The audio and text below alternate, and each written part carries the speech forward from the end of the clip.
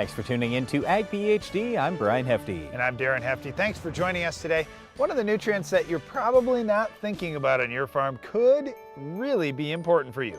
It's copper. That could be a nutrient that you need to fertilize with. I know on our own farm, we see the need for copper in certain crops. We're going to talk about this nutrient and how big of an impact it can have for you. We're also going to discuss corn planting population. What is the right population for you, for your farm, maybe for a particular field? We want to talk through how you figure that out on today's show. Well, one other thing you'll need to figure out is how to control our weight of the week. We'll give you some good ideas coming up later in the show. But first, here's our farm basics. Farm Basics is brought to you by the Liberty Link trait and Liberty herbicide from Bayer. The most reliable weed management solution, Liberty Link and Liberty herbicide are the link to efficient row crop production and sustainable weed management.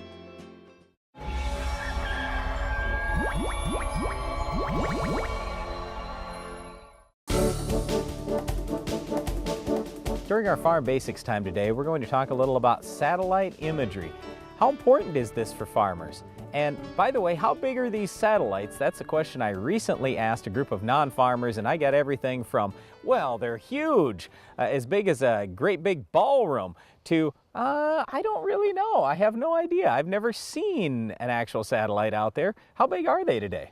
Well, and here's one thing that's really interesting is this has changed over time. And you think about satellites and yeah, you may have a picture of, well, I've seen some, maybe in a museum or whatnot, and they're good size, but not bigger than a car. Then you look at things that are going up today that are really small. So what a lot of people are talking about now is the size of a bread box, very small satellites. Because of that, obviously the cost is a lot less than if you have something that's 100 times bigger. So because the cost is a lot less, they can send a lot more of these satellites up in the sky.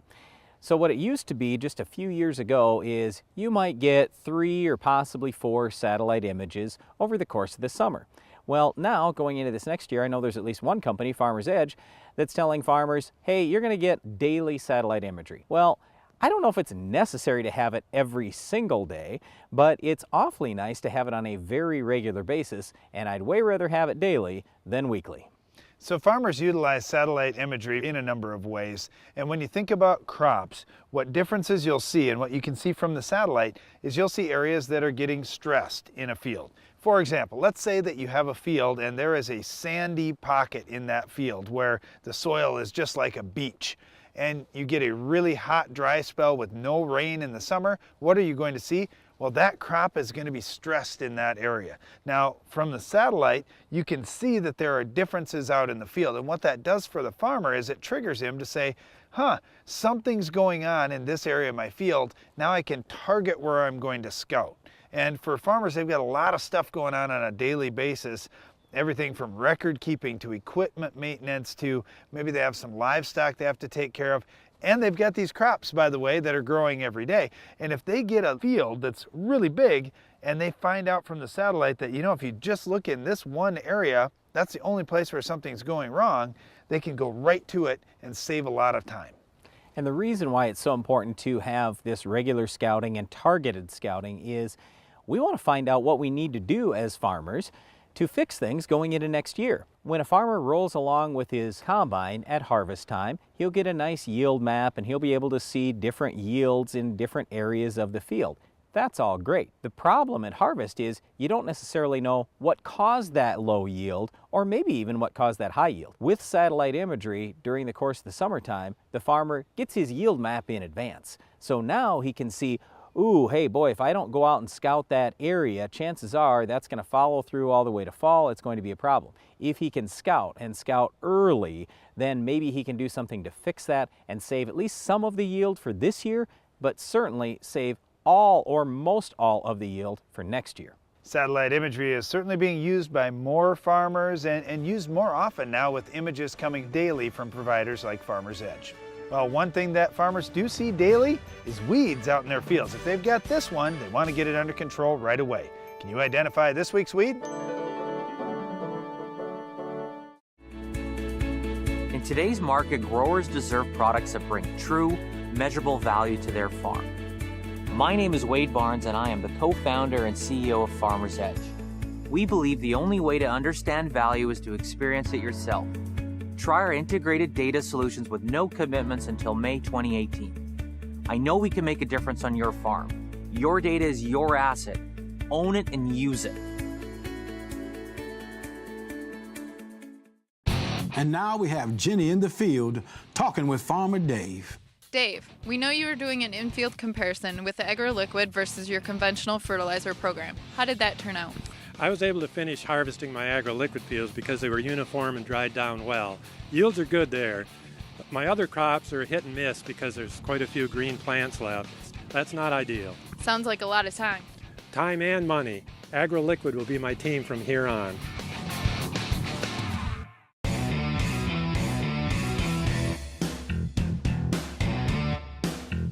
Leading the charge in strip tillage for more than a decade, the Soil Warrior brings the future to your farm today.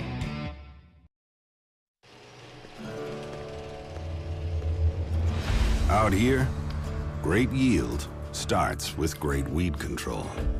That's why I choose the system that makes the difference. The system I put to work, because only I know what it takes out here. Yield's what it's all for. But keeping my fields clean all season, that's what it's all about. This is my field. Increase your productivity with Hypro's dual React control system. The dual nozzle body design allows you to drive at the speed you want while maintaining the rate and droplet size you need. Hypro, helping you spray better. There are 6,272,640 square inches in an acre. We counted. Why? Because we designed the TigerMate 255 field cultivator and 2000 series early riser planter to maximize every single one. So when you create the most level seedbed in the industry and target a nickel-size area to plant a seed and never miss, you'll know in high-efficiency farming, there's one name to count on: Case IH. Rethink productivity. Learn more at caseih.com/everyinch. How much copper do you actually need on the farm? How important is this particular nutrient? We've had farmers for years test for N, P, and K and talk all about N, P, and K. But Darren, you know what? On some of our ground, copper is probably the yield limiting factor. Well, when you think about the micronutrients too, you talk about the soil sampling, Brian, and we see soil samples where they only test for zinc or they only test for boron. And it's like, wait a minute, what about copper, guys? And we see it playing out in 2017 in a number of ways. One way that we'll see it in soybeans is in seed coat stretch, seed coat resiliency. So sometimes you have great big seed and there's kind of a split on that seed coat because the seed got bigger than the seed coat could handle. One of the factors in that, one of the nutrients that plays a role there is copper. Another spot that we've seen it a lot this year has been in standability as well. Copper is one of those nutrients, along with potassium and others, that play into the strength of your stalk and the lignin building component in that stalk. Well, if you don't have a good, strong stalk, you can't keep your plant standing until harvest. So there's just a couple real obvious examples of where copper is going to come into play. The thing I think about first when it comes to copper is just overall disease control. How tolerant is your plant to diseases? The more tolerant it is, the more healthy it is. Well, we're in a lot better shape when those diseases, and they always do seem to come in, when they arrive, we just want to make sure that we've done everything possible to make the crop as resilient as we can when that disease shows up. So how does copper play a role into that? Well, a couple of different things. Number one is just overall tolerance to the disease. Now, the other side of it is there have been farmers for years who have used copper as a foliar feed, and copper sometimes has a little bit of activity on diseases when they get started on leaves. So there are two different ways that copper can affect overall disease control in a plant. Well, and you mentioned that, Brian, like bacterial diseases, for example, we see a lot of copper sulfate type solutions. Not that they're completely predictable or always work, but it's certainly something that guys will try. And with copper, there's just a number of things to think about in terms of what it does within the plant. But the question is, well, how much copper do I actually need? Because you look at fertilizer removal charts, we aren't really removing that much copper each season. No, we're not, but that is where you need to start. What we always suggest is, hey, begin with getting a good soil test. And let's take a look at what crop am I going to raise, what's my yield goal, and how much of each individual nutrient do I really need? So a lot of times when we get the soil test results back, we'll see levels for sufficiency with copper in the soil of somewhere in the 2 parts per million, 3 parts per million. It's not very much, you know, it's just a few pounds per acre that we've got out there. If you're below those levels, then quite often the lab is going to tell you, hey, you better put some copper on. If you're above those levels, the lab will say, no, you're probably in pretty good shape. Well, you might be in pretty good shape, but how about when you're going for really high yield levels of certain crops? Or how about if you've been having issues with your seed coat resiliency or standability or possibly just disease tolerance overall? Maybe you need a little bit more. So what we do encourage you to do is take a look at plant tissue analysis as well and track plant tissue analysis all the way through the growing season with any crop that you raise. Then you have an idea, hey, yeah, I might have had whatever, low level, high level in the soil. I don't really care about that at the end of the day. I just care about, am I getting the copper at good enough levels into that plant during the growing season? Now, when it comes to building up those copper levels, the great thing about it is if you do build up to a good level of copper, you're probably going to be fine, maybe even for 10 or 20 years, depending on where you're at and what crops you're raising, what kind of yields you're at.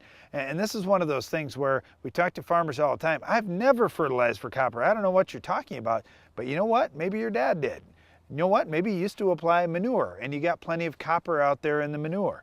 You have to look at all the sources of everything you're putting out on your fields to kind of see where you're at with nutrient levels, especially with some of these micros. We see a lot of guys putting on water treatment plant lime and find, wow, there's about 10 different nutrients in there besides the calcium that I was really looking for. And this may be the case with some of the things that you're applying to your field. Once again, we just encourage you, do a good job with soil testing and your overall soil testing program. Make sure you're testing for micronutrients, including copper. Take a look at what you have for levels, not only in the field in general, but in each area of the field. If you've got some bad areas, some really low areas, yes, you can certainly go out there and do some broadcast. You can also do a little 2x2 work. You got to be a little careful about how much you're going to throw in furrow. Copper can cause some problems with seed germination. So again, just be real careful about that, but definitely 2x2, broadcast, and even foliar feeding are real common ways of getting copper into your plant. Well, building copper levels in your soil may be important for you, but it won't stop our weed of the week. Can you identify this week's weed? Introducing the SoilMax ZD48, the newest addition to the SoilMax Gold Digger lineup. The first plow designed for smaller class tractors, the ZD48 has been tested on tractors weighing between 10,000 and 16,000 pounds with excellent results. Designed for row crop farms, vineyards, irrigation, and specialty crop farms. The SoilMax ZD48 will install tile up to 48 inches deep, as well as install 3 or 4-inch tile. The ZD48 truly opens up the world of tile installation to more farms than ever before. N, P, and K. They're critical for a healthy crop. Improve their availability and your yield potential with QuickRoots microbial seed inoculant. QuickRoots technology contains 2 powerful microbes that can help improve access to key nutrients, and it's available in an easy-to-apply formulation. Simply mix it directly into your dry planter box and your seeds will be covered. Learn more at monsantobioag.com/quickroots. We love the quality, we love the construction. We're looking forward to working with Morton in the future. They have this down to a science. They know exactly what you want. They know how to make it happen. It's an easy process. I would definitely recommend Morton. From the first time I met the salesman to the last nail that the crew put in, it has been a positive and professional experience. I'm so happy I found Morton because they just make the job so easy. Find the building of your dreams at mortonbuildings.com.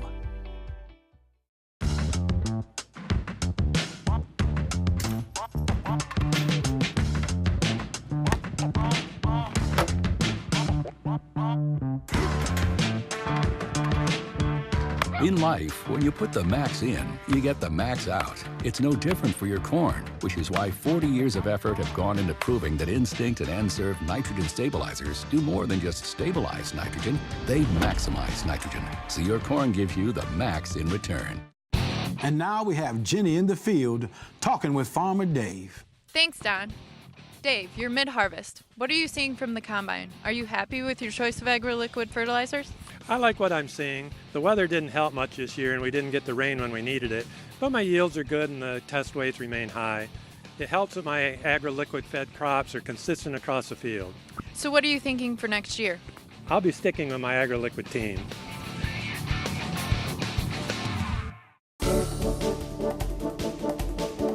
One of our favorite questions we get at Ag PhD all the time is, what's the right corn planting population? Boy, if we only knew that answer from year to year, we would have more yield, no doubt about it, more yield and better performance out in the field. And more profit. That's what I'm most concerned about. Well, here's the thing. Okay, your planting population is going to depend on just a number of different factors, including fertility and the type of soil that you're in, the moisture conditions, and of course that hybrid that you're planting. Okay, so everybody knows that already, but let's talk about some general rules. Let's start by looking at some of the highest yielding farmers in the world. What are they getting for number of bushels based on a planting population? Well, what we want to do is multiply times 10. So if let's say we've got 50 in thousands, so 50,000 planting population, times 10 is 500. So a lot of the highest yielding guys that are getting 500 bushel corn, they're planting roughly 50,000 population, so 10 to 1 is the ratio. All right, so let's convert that over to my farm. If I'm planting 30,000 plants per acre, 30 times 10 is 300. I should be averaging 300. Well, Darren, how come I'm only averaging 200? Well, there's a lot of reasons for that, Brian, but certainly, yeah, we're not reaching what the genetic potential is of that corn. And it's something to think about for your farm. And I know I talk to guys all the time, well, I'm getting 200 bushel corn, maybe I should bump my population up to 40,000. And many times when that happens, we have disasters out in the field. We don't need that much population to get 200 bushel corn. Hey, I want to talk about those disasters. I can speak from firsthand experience here.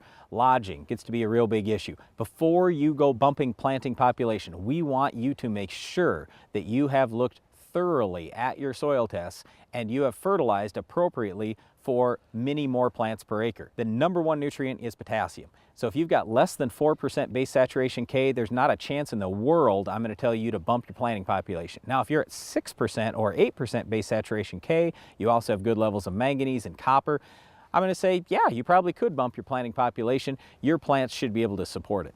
All right, let's talk about this hybrid thing real quick, because it's important to understand what hybrid you have and what its tolerance to population changes are, because we see one farmer plant at 35,000 and he says, yep, hybrid A is way better than hybrid B. And then another farmer planting at 25,000 says, I don't know what you're talking about. Hybrid B is way better than hybrid A. Some hybrids are going to have more of a fixed ear, and when you've got more of a determinate fixed ear type product, you've got to go with that higher population. Now, what is high population versus low? That depends on your soils and where you're at. So in your area, if a high population is 34,000 for the rainfall that you get and the types of soil that you get, then 34,000 is a high population for you. But in other areas of the country, they may say 34, that's kind of a low level. Our high population is 42, great. Then you may push more towards 42 if it's a more determinate ear for your area. Here's the big thing we want to leave you with today. There is no right answer. You don't know what it's going to be, and I can promise you, you're going to have variance from acre to acre across your farm. So what we talk about a lot of times and what we do on our own farm is vary the population. Try planting 3 different populations in the same field. For that matter, even maybe plant 2 or 3 different varieties in the same field, each at different populations. Well, now you've done everything you can, I shouldn't say everything, but you've done some of what you can to help spread the risk on your farm, because you just simply don't know what Mother Nature is going to bring you this year. But like Darren talked about, you do know with certain hybrids, they are a little bit better at higher populations, some are a little bit better at lower populations, so certainly weigh that into your factor. This is also another opportunity to use satellite imagery on your farm. I know, like with Farmer's Edge, for example, you can look back multiple years back to see, okay, on a drought year like 2012, for example, where were the areas that showed up on our farm? And yeah, those are the areas that are real sensitive to moisture stress.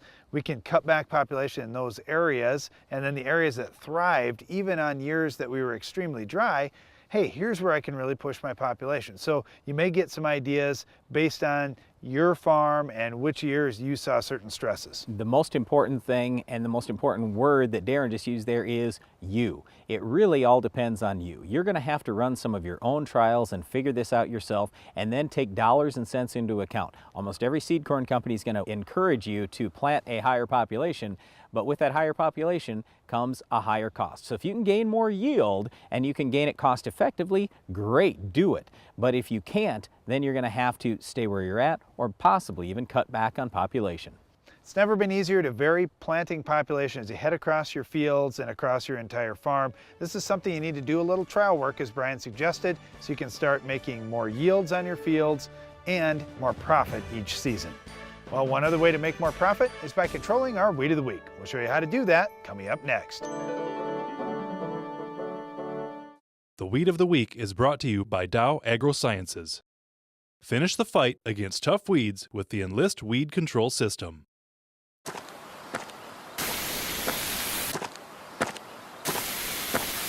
Weeds are tough, but we're tougher.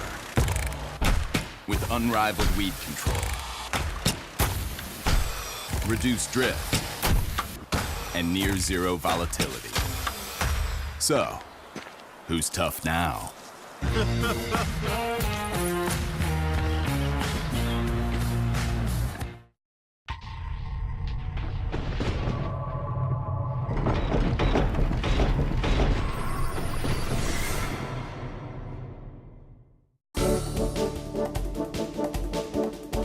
Weed of the week is world milkweed. All right, well, this weed, just like the other milkweed species, or many of the other milkweed species, is a perennial. It is also poisonous.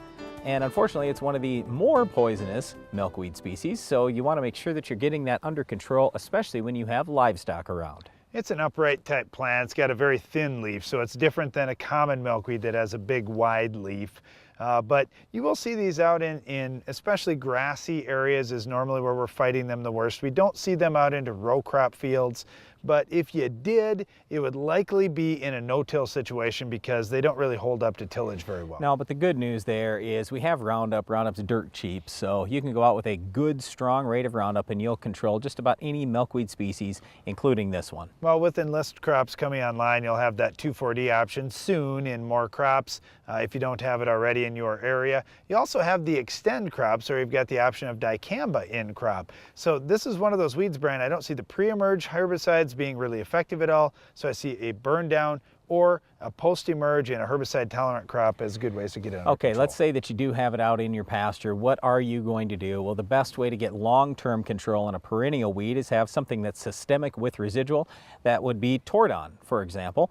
Well, if you can't use Tordon and you say, look, I don't want that long a residual, I'd probably go with either 2,4-D or dicamba, maybe Distinct. Those products are going to do okay. They're definitely going to burn the top growth down. It's just, are they really going to kill the roots? Definitely not in one application. It's going to take multiple applications, multiple years, unless, again, you want to go Tordon in pastures or Roundup in crop areas. World milkweed is certainly a weed you want to get under control, especially if you have livestock around it, because as Brian mentioned, like many of the other milkweeds, you've got that poisonous milky sap you don't want your livestock eating. Well, that's it for our Weed of the Week, World Milkweed, but stay tuned, Iron Talk is coming up next. How will you secure your farm for the future? The Quasar Chopping Cornhead from Capello USA will help. Our design is focused on efficiency, longevity, and reducing harvest loss, making the Quasar the corn harvest solution to bring your farm forward. With hundreds of units ready for immediate delivery, secure your farm's future today. Do it for your farm, do it for them. Order now.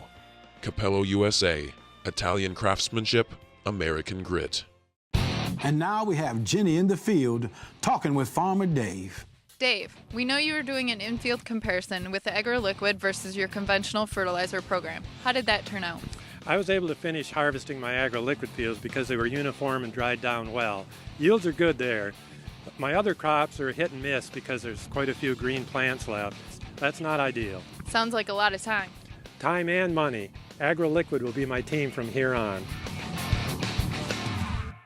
Introducing the SoilMax ZD48, the newest addition to the SoilMax Gold Digger lineup. The first plow designed for smaller class tractors, the ZD48 has been tested on tractors weighing between 10,000 and 16,000 pounds with excellent results. Designed for row crop farms, vineyards, irrigation, and specialty crop farms. The SoilMax ZD48 will install tile up to 48 inches deep, as well as install 3 or 4-inch tile. The ZD48 truly opens up the world of tile installation to more farms than ever before. In today's market, growers deserve products that bring true, measurable value to their farm. My name is Wade Barnes, and I am the co-founder and CEO of Farmer's Edge. We believe the only way to understand value is to experience it yourself. Try our integrated data solutions with no commitments until May 2018. I know we can make a difference on your farm. Your data is your asset.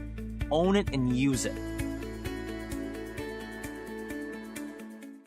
Are you looking for an easy way to apply dry powdered products to your stored grain? Do you want to use the applicator recommended by industry leaders for products like Diacon D and other dry powder products? Changing Time CT applicators successfully apply a diversity of products quickly, easily, and accurately. The innovative CT applicators are designed to give you the most accurate application of products such as talc, inoculants, fertilizers, and other dry products. For commercial use or on the farm, you need the applicator industry leaders are using. CT applicators for the changing times. Iron Talk is brought to you by Case IH. The AFS Connect Farm Management System from Case IH connects you, and only you, to the information you need most from your equipment, from anywhere, at any time. AFS Connect, only from Case IH.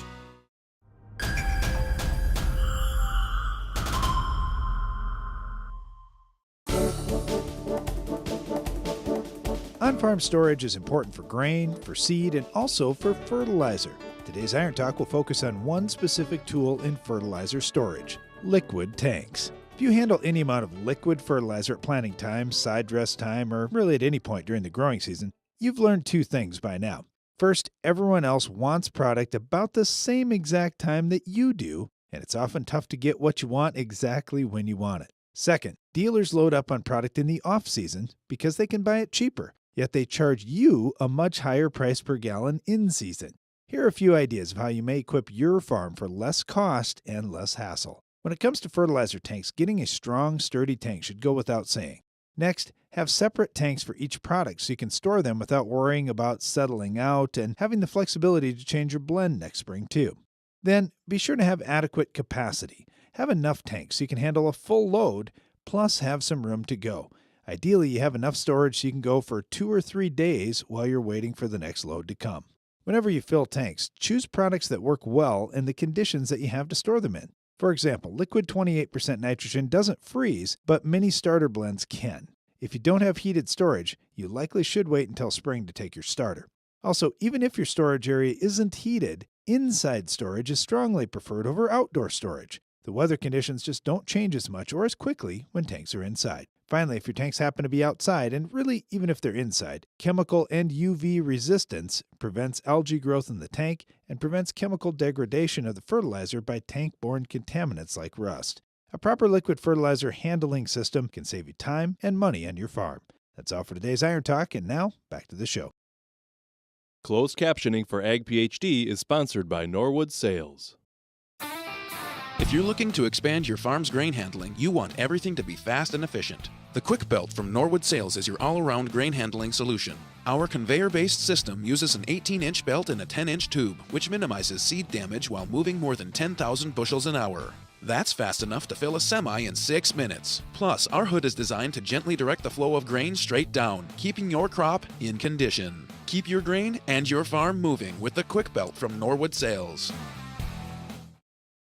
That's our time for today, but before we go, we want to invite you to tune into the Ag PhD radio show for more agronomic information. You'll find us on SiriusXM channel 147 each weekday at 2 p.m. Central. And don't miss the next Ag PhD TV show. We'll have another Weed of the Week, Farm Basics, Iron Talk, and a whole lot more.